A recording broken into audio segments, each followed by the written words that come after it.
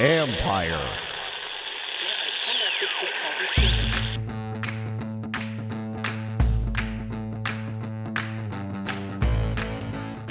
Hello and welcome to my podcast. Today, I'm joined by former Washington quarterback Brad Johnson as we discuss his career in Washington, his thoughts on quarterback Ryan Fitzpatrick, and his Tik Tok stardom. Check out his trick shots on TikTok, and to be honest, I saw it on Instagram, so you can probably check it out there as well. Also, I have some quick practice report notes. It was more scout team work for Baltimore on Saturday, and they weren't in pads, but there are still a few things to discuss. Don't forget to check out my work on ESPN.com. We'll have a 53-man roster projection that hits the site on Sunday. The final cuts have to be made Tuesday by 4 o'clock. I'm not sure yet, as far as the game goes, I'm not sure yet how much the starters are going to play. Ron Rivera was a little bit tight-lipped on that one. But one clue today was that Ryan Fitzpatrick did not take any reps, and Taylor Heineke was working with the ones during the scout team stuff. For those worried about the quarterback and the timing and what you get out of the preseason games, when you talk to these guys, I know in the past these guys played a lot. Some of it was you're getting into shape, and they didn't have as many off-season workouts as they do now. And so what the feeling that you get from people is that the value of the preseason is going through the quote-unquote the operation. When you talk to Fitzpatrick, it was not about timing with the receivers in the game, because you might get one throw with the guy in a game. You might not be able to work on red zone situations, which is what you want, because you may not be in the red zone. So what they really value from that is going through the process. And like even for Fitzpatrick, it was getting used to looking at the play clock at FedEx Field. Where is that? Then it was getting used to hearing Scott Turner in the headset, making adjustments with him during the game or, at the end of quarter, whatever. Those are the kind of things that they talk about, especially for a guy like Fitzpatrick who's been around. Now, we'll see what happens if the season starts. It's very possible this offense doesn't start as fast because there are new parts to it, and it will take a little bit of time. I don't know that you can say that it would be better if they all play in the preseason because, again, they're not working a lot of things, but we'll see. But the trend has been away from the starters, and I know I talked to some old-time guys who do not like that at all because they felt like there was a lot of value to the preseason and just getting hit and getting used to being in pads on the field, full speed, et cetera, et cetera. So we'll see. Anyway, I know there are a lot of fringe guys that they want to get some work in too. And I think with one less preseason game, that's partly why you won't see a guy like Fitzpatrick and maybe some other starters. And I think one guy they really want to get a good look at is Antonio Gandy-Golden. They've liked his camp. He's not a lock, nor should he be. But if he has a good game, he makes it much harder to move on from him. I think the key is, and he'll be part of that discussion, do you keep 6 or 7 receivers? If you keep 6, and one of them is DeAndre Carter as a returner, makes it harder to keep Gandy-Golden. If it's 7, then you can keep them both. But I think, that will be a discussion. I've had him on my 53. I do not feel like it's a lock at all. So, but I think if he has a good game, it probably is. I also know they've received calls from teams about various players in trades. Don't know who. I think there's some guys that they really like that teams have called about. Doesn't mean they're going to trade them. It just means that team's calling them. And then keep in mind, every team is calling every other team at this point. So if you hear they've had discussions, well, take it for what it's worth because every team is having them. I've been talking about receiver Curtis Samuel for a bit and his groin injury and how it wasn't a big – they never felt like it was a huge deal. And Scott Turner, the offensive coordinator, said today what I've been saying. They want to make sure the guy is 100% healthy before he returns to the field and is in good shape. So that way he doesn't miss any games in the regular season. I think right now, yes, you want him out there working. Yes, you want him, again, I go back to the timing. You want him getting in sync with Ryan Fitzpatrick. It's not like they throw a lot together because he's not even going through individual drills throwing with the quarterbacks. So you want that. But what you really want is for him to get to be available. And he missed a couple months because of that groin. And when you're dealing with a soft tissue injury, the smartest thing is to take your time. Make sure that you're 1,000% okay with it because those things it's easy to tear them again and to then make it a much bigger issue. With William Jackson, don't have a great update on him because, again, Ron Rivera's not giving a whole lot out now. I do know I watched him run a little bit on the side field today, running at about 3/4, maybe a little bit less than that speed. He'd run up one way about 40 yards and lightly jog back. Looked okay, But again, he wasn't going full speed, wasn't turning on the jets, wasn't making sharp cuts. Make sure he's ready as well. If you're worried about Samuel fitting in with the offense, yes, I could see it taking a little bit of time with Fitzpatrick again, but I also think the coaches will put him in spots and create opportunities for him as well. One of the benefits for this staff is that they have worked with him. They know what he can do and what he's capable of. One thing Turner told me, which surprised me a little bit because I didn't know this, but Samuel and J.D. McKissic are two of the smartest players he's ever coached. So that bodes well for working Samuel back into the various spots they want to get him in the game at. And it may not be a big change for what he did in Carolina, but it will be a change for those around him. There still needs to be some level of timing that develops. With McKissic, I know the big talk is around Antonio Gibson and what he might be able to do this year. And I think I'm a big fan of his. But I also think McKissic plays such a vital role that he might cut into some of what Gibson's productivity would be otherwise. I don't know how much, but I know they're not about to shove McKissic aside. They really like him a lot. For those wondering about tight end Sammis Reyes, my guess is that he will make the roster. He's considered, I think there's some here who would consider him their best blocking tight end. So when you know that or you hear that, then it's like, okay, now you can start looking at him a little bit differently. He's certainly very physical. And I still have a wonder about him blocking the move, but I think in line, I think that's where he offers you something right now. So there you go. One thing that has been discussed a lot with Ron Rivera is keeping guys who can help you win right now versus guys that can help you maybe more long-term. How do you balance that? And that's something that, to be honest, a lot of times when there's a coach who is in charge of the roster as a GM, a lot of times they're going to make the mistake of, I need a guy right now who can help me versus, you know what, maybe this guy is better for the first half of the season, but in the second half and beyond, this other guy's better. Well, they're going to take that other, more often than not, the head coach might opt for the guy right now. I don't care about 8 months from now. I care about right now. Well, Rivera seems to be doing a good job of being able to look down the road. They're not, and here's why. They're not in a must-win year. They have taken the long-term view since Rivera arrived, and it's why they didn't force a quarterback last offseason. They tried for a guy they really liked, him, Matthew Stafford, didn't mortgage the future for a guy right now for the draft because they don't feel like they're yet desperate. They wanted to build the right way. I think this is part of it. So I think that's like maybe in a year, that philosophy might be a little bit different. They may not take the long view with certain guys because hey, now it's time to win. But right now, they still know that they have the ability to keep building the way they want to build. Okay, that's it from me. After this break, I'll be back with my conversation with former Washington quarterback Brad Johnson. What's the one place he always wanted to stay?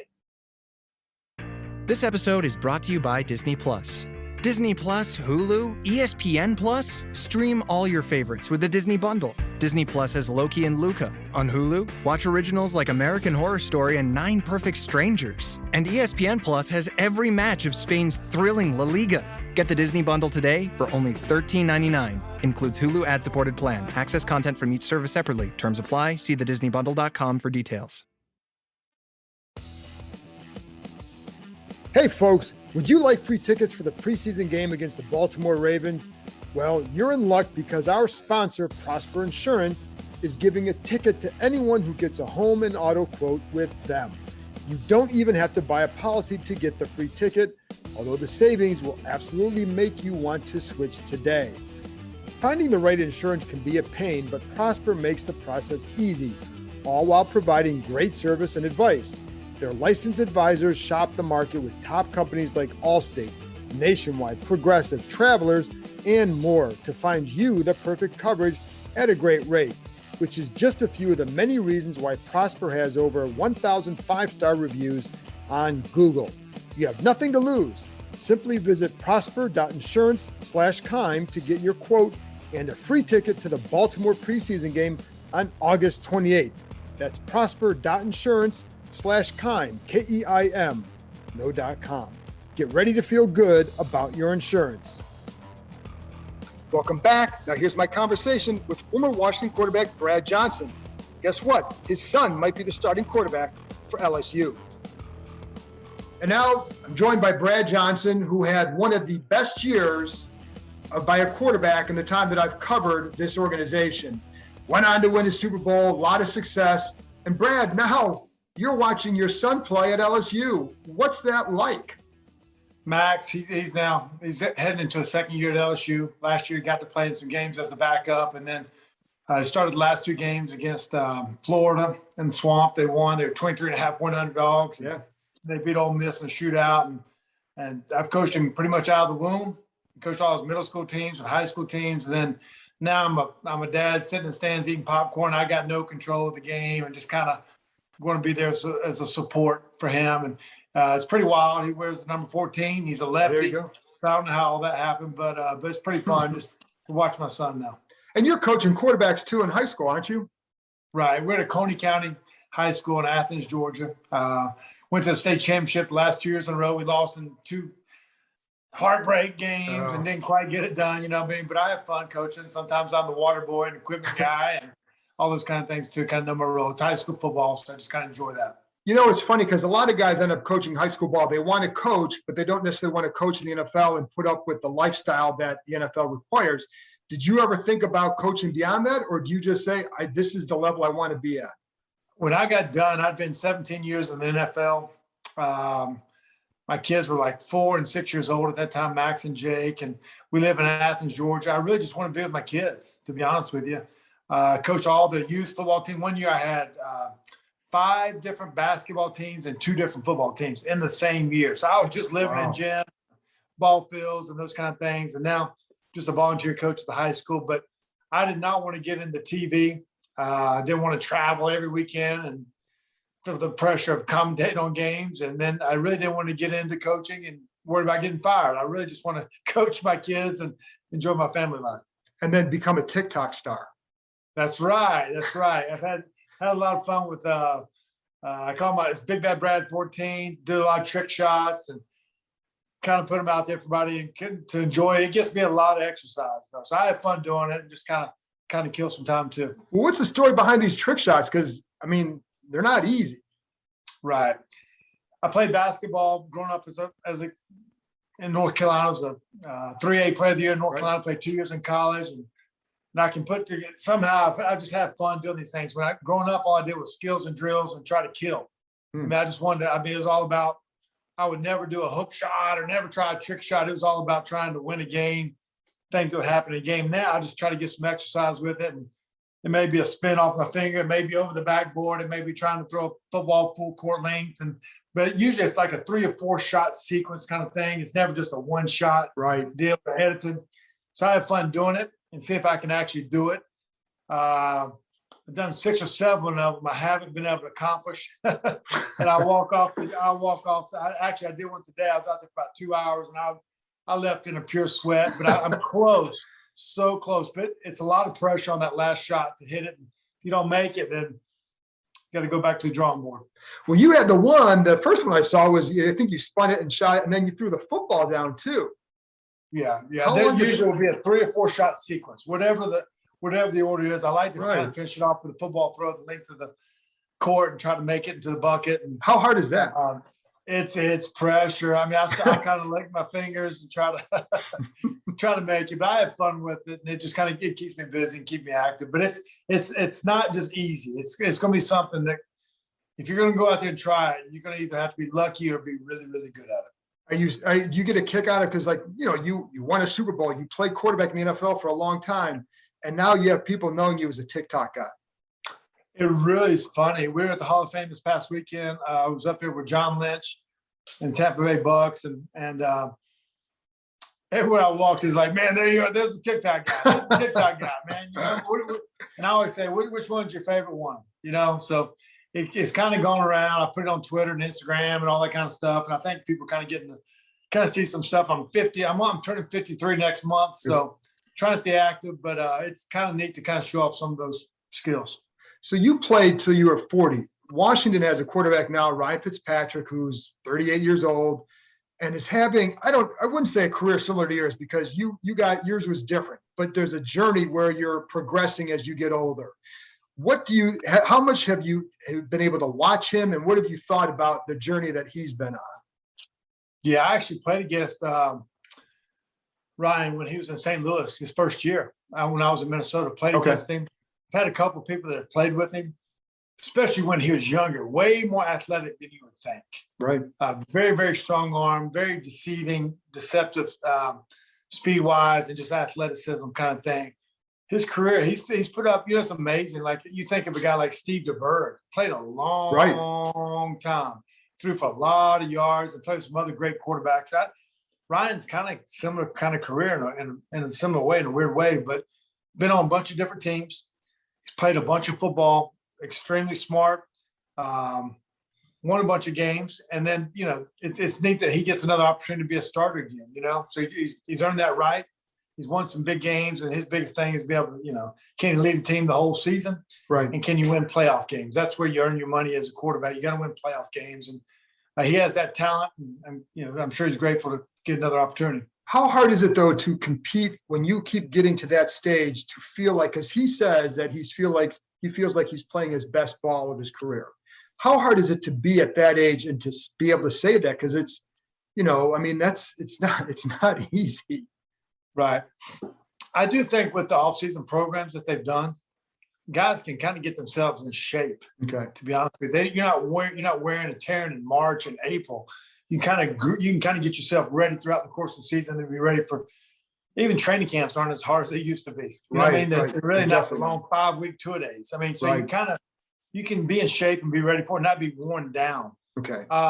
He keeps himself in great shape. His arm can throw all day. He'll be able to throw to at least 50 or 60 also. So, but he's a guy that can make a lot of plays. The biggest thing as you get older or you've been through a lot of transitions, having someone believe in you. That's the biggest thing. Having the opportunity. Sometimes I tell people it's harder to have a chance to be the starter than it is to be successful when you are the starter, because it's just how you're going to get the opportunity, someone to believe in you to be the guy, especially at that age. At that age, yeah. Yes, but I think they're in a great situation. You got Martin Mayhew there now as a general manager, and Ron Rivera. You got a team that made the playoffs last year. It wasn't the way you want to get in, but they won. I think they saw a recipe for success with Alex Smith, that you can win a lot of different ways. And I think Ryan will bring – he's an explosive player now. He can throw for a lot of yards. He can throw for a lot of touchdowns. Sometimes he might have a crazy game where he turns it over, and he's had that. It's been well documented, but he can win a lot of games for you too now. So I'm excited for him, Yeah, and you considered yourself a late bloomer, but to me, late bloomer just means you keep grinding and you finally get your chance. Did it almost like that, or did you just feel like, hey, every year you're learning something that improves your game in addition to grinding? Well, when I say late bloomer, I was a basketball player. I wanted to go to college to play basketball, and I actually played 2 years. But I wasn't taught the way kids are taught now in middle school of 3 and 5 step drops. All I could do was chunk a ball. I didn't have a passion for the game. As I got later in my college career and then in my pros, that's when I kind of developed my passion for the game and developed my skill set and knowledge of the game. But for Ryan, he just, he was grinding to get an opportunity from the get-go. And he's had a bunch of opportunities to start for all these teams he's been on, but he's done well at the same time. But the cool thing for him, obviously he's been in every system you can imagine, is how he will collaborate with Scott Turner. Right. And he's a quick learner. He's smart. So that part of it will be pretty good. It's just a matter of them being on the same page as far as like Ryan and I saying, this is what I did with the Jets, or this is what I did with the Dolphins, and this is what I did in Tampa, and them kind of collaborate what's best for his game and for what they need from him at the quarterback position for that particular team they got this year. And you played for Scott's dad in '99 and had a great year. And it's funny because I don't know if you remember if Scott was tied to the goalpost that summer or not. But first of all, do you remember Scott from back then? Did you have much interaction with him? Yeah, I did. He was a young kid. He was in high school trying to win a starting job. Yeah. I remember he'd be on the back of the bus with Charlie Castro, and Scott would be like, why'd you pick this guy? Why'd you do this?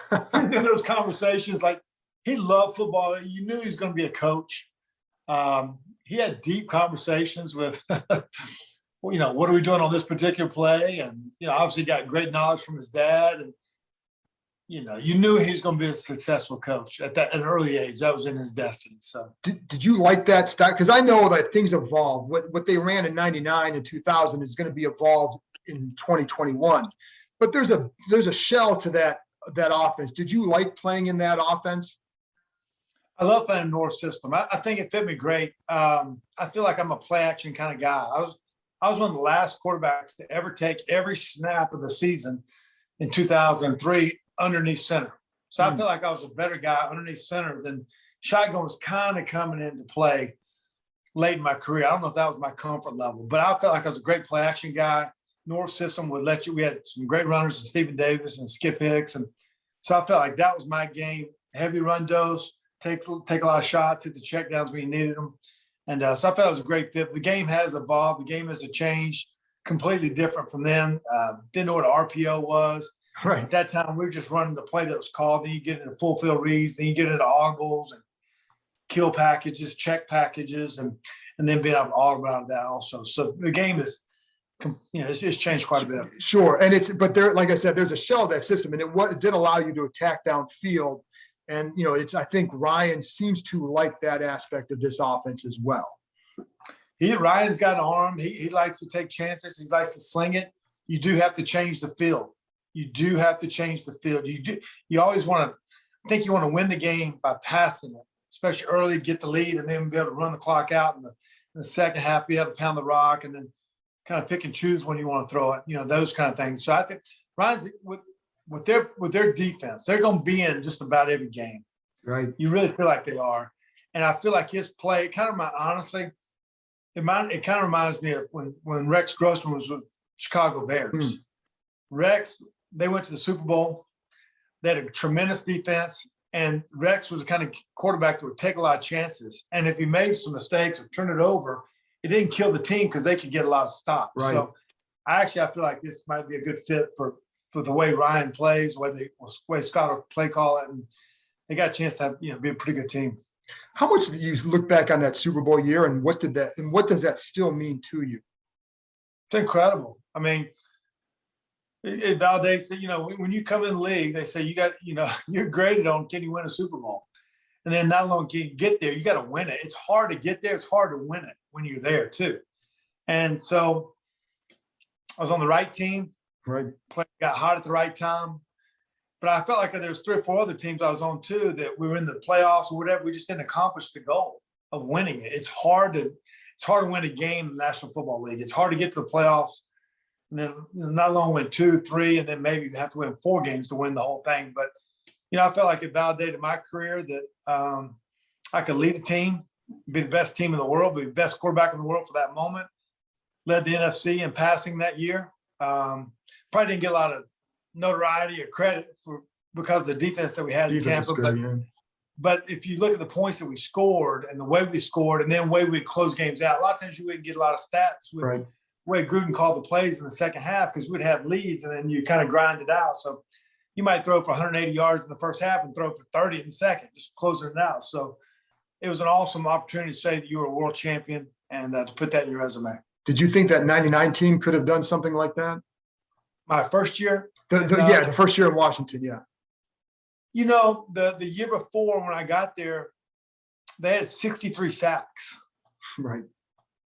And I asked the first thing Norv, I said, how's our line play? He said, Brad, don't worry, we'll have it handled. And that next year, I don't know where we're less than half of that. Right. But that team was a team on the rise. And it wasn't a Super Bowl that team was trying to get an identity. And we ended up going 10-6, won the division that year. I beat San Fran on a Sunday night game, which was in overtime. Yeah. To win it was awesome. Then we had a game to close out with the Dolphins. And then we won our first playoff game at Detroit at home. And then we lost to Tampa in a crazy game down there. But that was a fun year for a lot of guys on the team trying to get an identity to a lot of our careers. And then just for an organization that hadn't won in a long time, to be honest with you. It had been a long time since they had made the playoffs and that kind of thing. So it's kind of a fun year. So it's a fun year, and then they go and bring in the owner, Dan Snyder, wanted Jeff George to come in too. For a guy who comes off the year you did, at the time, what did it feel like? And when you look back now, what do you think? They were trying to make every move. They obviously brought in, Deion Sanders and Bruce Smith and the list of everybody that came in. You know what I mean? So those are moves you want to make. You really do. And, we just didn't get it done. Right. Didn't get it done. That's all you can say. And then there was a lot of division probably between ownership and coach and who should be playing or what they should be doing or what we should be accomplishing. You know what I mean? It's not just a game of etch a sketch and and you're just gonna win games. You have to build a chemistry, build a team kind of thing, and then you got to win and produce. And we didn't produce the way we needed to that year, but there was it seemed like there's just turmoil and division right from almost from the get-go, Right. you know? And I remember I remember in training camp, I remember every scout from every team. Because it was open, because they were able to come. Yeah. Training camp was open. So we charged money, and they can come and, you can learn every play if you want to sit there for 50 practices. You know what I mean? So And I think they did. Slow start with 1-2. And then, we finished the season, 8-8. I think we finished the season 8-8. Yeah. And Norv got fired. Yeah. I think it's the second time in maybe 50 years or something that a head coach had gotten fired at that time with a winning record. You know what I mean? Correct. Yep. Norv had been there a while. There's probably some division as far as what should have been what we should accomplish that year. I love playing for Norv Turner. He stuck up for me, and I'm grateful for the opportunity I got to play for him. And I'm 100% believer in Norv Turner, no doubt about that. And if I recall, and I don't want to put you on the spot, but if I recall, you did go into Dan's office during the spring and had a little chat with him about after the Jeff George thing and, about your future and all that. Do you remember that? And it wasn't about Jeff George. No. Okay. It's not about Jeff George. We talked about some stuff about contract wise. Basically, if I said if we didn't get it done by a certain period of time, I wasn't going to sign. Okay. And so we'd had some negotiation talks that took place, but Charlie Castley wasn't there, the guy that traded Right. for me, and so they were in a change, and so it didn't happen. The other thing I remember too, and I don't know what your memory of this is, the last game that you were here, because you knew at that point you were gone. So the last game, Larry Centers needs 7 catches to get a $250,000 bonus. There you go. Because I remember Rick Snyder and I were talking to you, I think it was on that Friday, and Right. Rick knew about that. And the funny thing is, like, you left the game after he had 5 catches, and Todd Husak on the last series, I think it is, gets him 2 balls. But do you remember that? And was that a big point of emphasis that game? Yeah, we were going to make the playoffs that year. Right. Last game of the season, I got to start again. Ended up being 7-4 on a team that went 8-8. Right. But that was Larry Centers. Larry Centers is an unbelievable player. Ended up winning the Super Bowl with the Patriots later on. Yeah. He needed a bonus. And I remember talking to him about the walkthrough before. I think we were supposed to run nickel 40, which is basically a draw at the end of the half. Right. And I said, hey, dude, I'm not going to hand it to you. I'm going to give you a little shuffle pass. And so I gave him, I think, 1 or 2 right at the end of the half. And I think Todd Husak, he gave him 1 maybe at the end of the game. So, but well-deserved for Larry, man. I mean, end of the season, but he caught all those balls and tremendous playmaker. And, guys at that point, not usually those things don't come into play, but at that point, at that time of the game, then, yeah, good for him. And, the funny thing is too, Brad, like, Marty Schottenheimer comes in the next year. It seems like you would have been a good coach or good player, quarterback for a guy like that. And that team could have done something more. I don't know if you ever look back and think of it like that, but I kind of look at that and think, you would have been a good fit with him. Yeah. Marty did reach out and see if I wanted to come back. So there was a chance I could have come back. Okay. But at that point, we had made a decision. It was just time for everybody to move on. Marty needed to come in with a new start. I had a lot of respect for him, but it's just time that we moved on and separated ways. There wasn't any hard feelings. That's part of the moves you make in football. For me, I had to make a personal decision, a business decision. Sure. I felt like I needed to go somewhere where it was just a better fit overall. And it seemed like, and correct me if I'm wrong though, but was it awkward for you and Jeff? And I don't remember necessarily being clashes with you guys, but was it awkward? Jeff and I got along really well. Yeah, that's what I remember. Did. There was respect. He'd been in Minnesota. He came in after I did. We had a lot of the same relationships with the people in Minnesota, a lot of common things to talk about. So Jeff and I really never had any conflict. I mean, obviously, somebody's got to play. Somebody's got to start. I think after we went 6-3, we had a Monday night game. I had an injury. I had an MCL. I sprained my MCL. So I was out for 3 weeks, 3 or 4 weeks maybe. And then I came back and played against the Giants. And then that's when Norv Turner got fired. Right. And then Jeff played the rest of the season. I played the last game of the season. But no, Jeff and I got along well. There wasn't any conflict between us at all. It's funny because like I look at this franchise, and one of the reasons I want to reach out to you too is because it's been so hard for this franchise to find that guy. And I don't even know what the question is necessarily, because you could have been that guy for a while. I mean, how hard is it, when you're trying to, in a situation like that, like, again, do you look back and say, we could have built something there had they given us that opportunity? Yeah. That was one place I would have wanted to stay. Mhm. I've always told my wife, Nikki, and close friends, I wish it would have worked out in Washington. It's just it was a childhood favorite team of mine. Yeah. Growing up as a kid. Had a great first year there. Ended up going, I don't know, had a winning record there, 7-4 and 10-6 or whatever. That's 17 and what? I don't know, 17-10. Yeah, something Went to like won the division, went to the Pro Bowl. Wish it would have worked out, But at that time, things were just, there's some differences of where I wanted to be in my career. And Snyder, they gave me the opportunity to come back with Marty Schottenheimer being as the head coach. So it wasn't a turmoil like people made it out to be between me and Dan Snyder. There wasn't really that. There's differences of opinion on certain things, but not that. I think they were just in transition of who's the next head coach and who the certain players that they want to have. So I just made a business decision for me. It wasn't a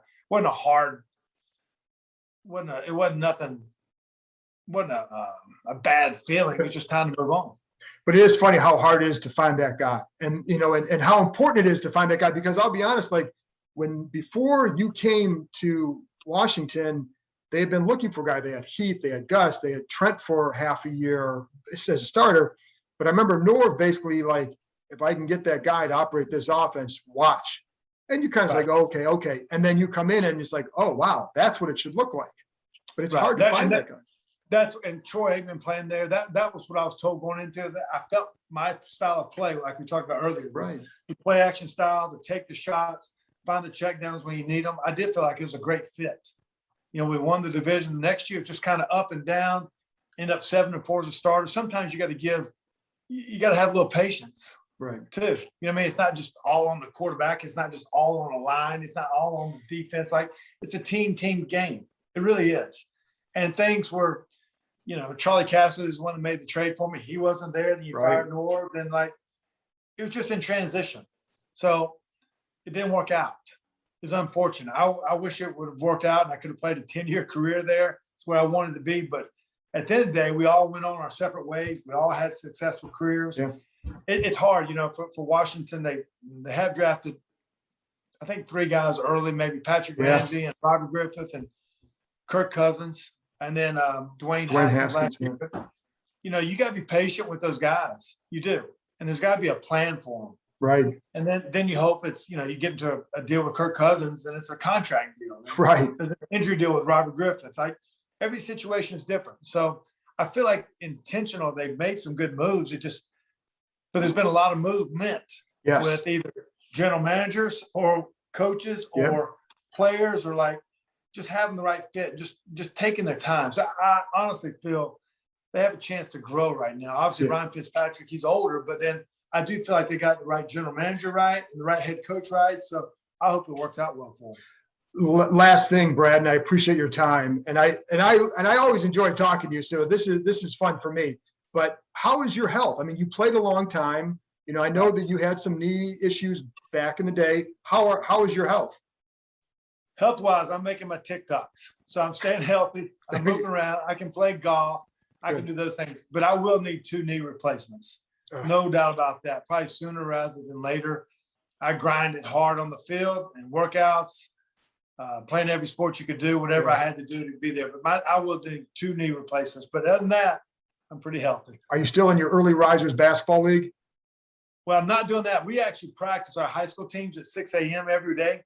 So we do that. But after we do practice, I'm either working out or trying to make a trick shot out in the backyard. There you go. Brad, great catching up with you. Thanks for doing this. Very good. I appreciate it, John. Thanks, man. Thank you. Let's talk about Underdog Fantasy. Underdog Fantasy is the best and easiest place to play fantasy football for big cash prizes. On Underdog Fantasy, you just draft. No need to worry about waivers, lineups, or injuries. Underdog handles it all for you. Go to UnderdogFantasy.com or download the app, draft a season-long best ball team, and that's it. No in-season management. They're going to give you $25 when you sign up so you can take a free shot at a $1 million grand prize in their fantasy football tournament. That's right. You can get a free $25 in bonus cash on Underdog Fantasy if you use the code Keim, K-E-I-M, when you make your first deposit. I love Underdog because it's just so easy to use. The mobile app is slick, the website is user-friendly, so do what I've been doing.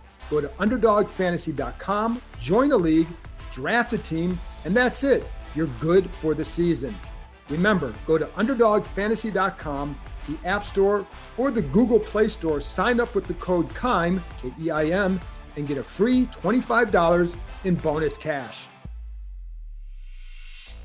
That's it for this episode. Thanks to Brad for joining me, and thank you, as always, for tuning in. I'll be back with another episode after Saturday's preseason finale against Baltimore. Talk to you next time.